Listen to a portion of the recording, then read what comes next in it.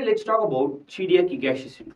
Okay, so before moving into Chediak Higashi syndrome, I'll be talking about a few basic things which you should know so that you yourself can write the clinical features or the manifestations of the disease. Okay, so for any cell to function, we all know it should have protein.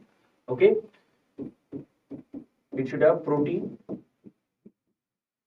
and this in turn is produced by the genes. Okay, group of cells form tissues, which in turn will form organs. So this is the basic. So any cell require protein for its function. These proteins are basically produced by the gene, and group of cells form a tissue, which in turn forms an organ. So any bacteria that enters the body is encountered or it is detected by certain receptors which is present on the outer surface of the cells, like toll-like receptors, ring-like receptors, C-type lectin receptors. Okay, so these receptors, they detect the bacteria and they are going to stimulate the pro-inflammatory cytokines like interleukin 1, 6, tumor necrosis factor alpha, interleukin 8, which in turn stimulates the neutrophils, and via chemotaxis the neutrophils move towards the site of the bacteria and it kills the bacteria. So this is the normal process. Okay, so any bacteria that enters the body is detected by toll-like receptors or ring-like receptors, which in turn stimulates the pro-inflammatory cytokines like interleukin 1, 6, tumor necrosis factor alpha, or interleukin 8, which brings the neutrophils to the site of action, which stimulates the neutrophils to move out of the endothelial cell and bring to the site of action by chemotaxis. So once the neutrophils comes to the site of action, it is going to kill the bacteria. So this is what is normally happening. So once the neutrophil engulfs the bacteria and kill the bacteria, they break the bacteria into fragments and they display on the surface, which in turn is taken by the T lymphocyte and the adaptive immunity kicks in. So the T cell produces antibodies and plasma cells. So this is the basic process where the innate immunity, the neutrophils comes into play and it presents the antigen, and the adaptive immunity kicks in. T cell stimulates B cell produces antibodies and plasma cells. So let us assume this is a neutrophil. Okay, this is a neutrophil or a macrophage. Okay, so let us assume this is a neutrophil or a macrophage. Okay, so every cell will have what is called as the membrane bound organelles. Okay, so the membrane bound organelles is nothing but lysosomes. See, because the name implies membrane bound organelles, it doesn't mean it is attached to the cell membrane. Membrane bound here refers to the phospholipid bilayer membrane, which is covering the organelles. Okay, so the lysosomes are membrane bound organelles which are present in the neutrophils and macrophages. Okay, so these lysosomes basically they are acidic in nature. Okay, they are acidic in nature and they have lots of hydrolytic enzymes.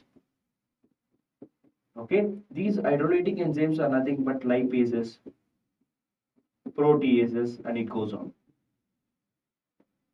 Okay, so these are basically going to destroy the bacteria and they are going to break them into fragments. So what happens is when the neutrophil engulf a bacteria, let us assume this is a bacteria.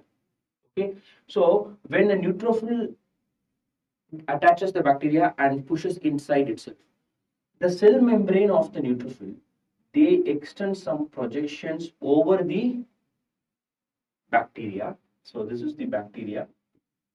Okay, so once the bacteria is engulfed by the neutrophil, the cell membrane of the neutrophil extends cytoplasmic or it projections over the bacteria. This is called as phagosome. Okay, so this phagosome, it is just a coating over the bacteria.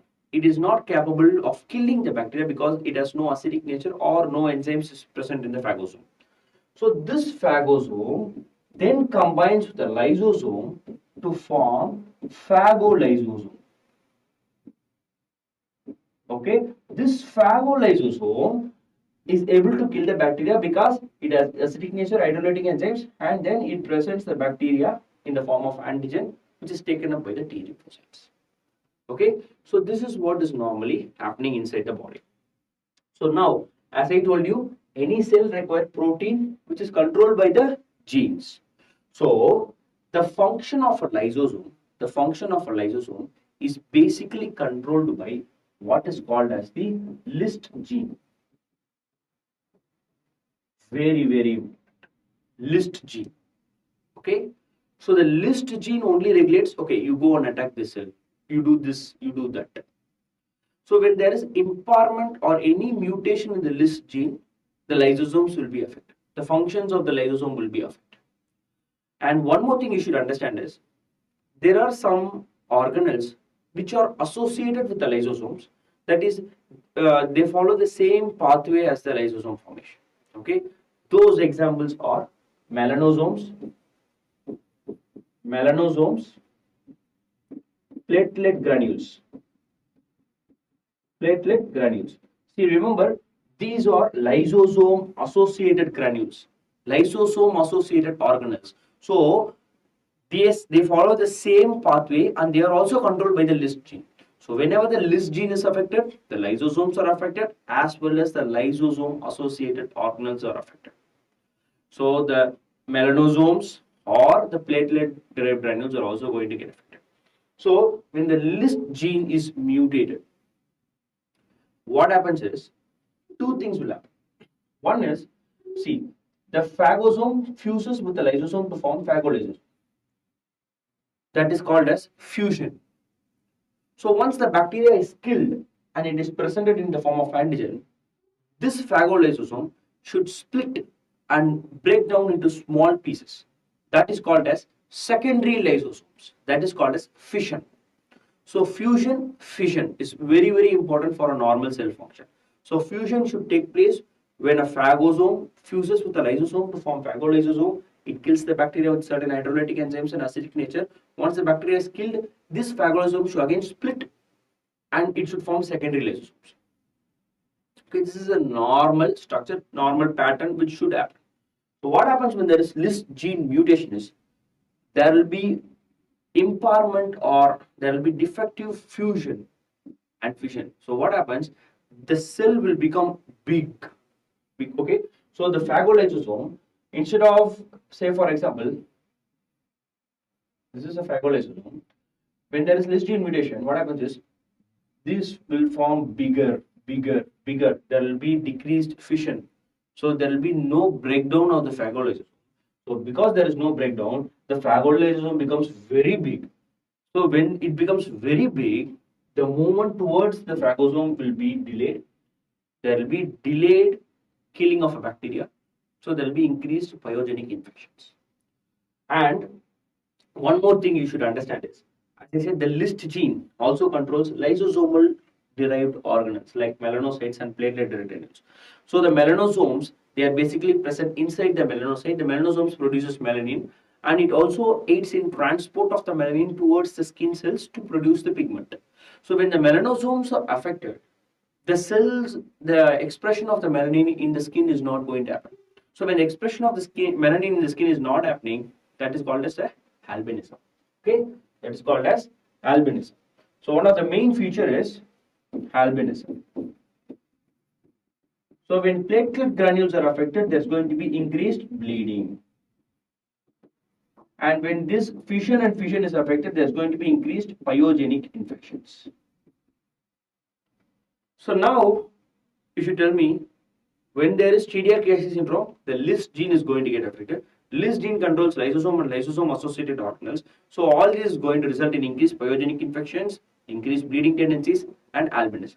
You should know why this happens, right? So from here on, I think there will be no confusion for you.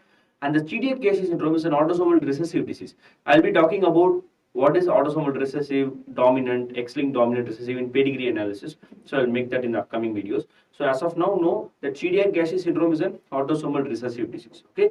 So there is a defect in the list gene formation. There will be early onset peritonitis and there will be gingival ulcerations. Bleeding will be there. Okay. So this is the basic structure of what happens when there is a Chediak Higashi syndrome in a patient because of the this gene mutation. So I hope this video makes sense. Thank you so much for watching the video. Have a nice day.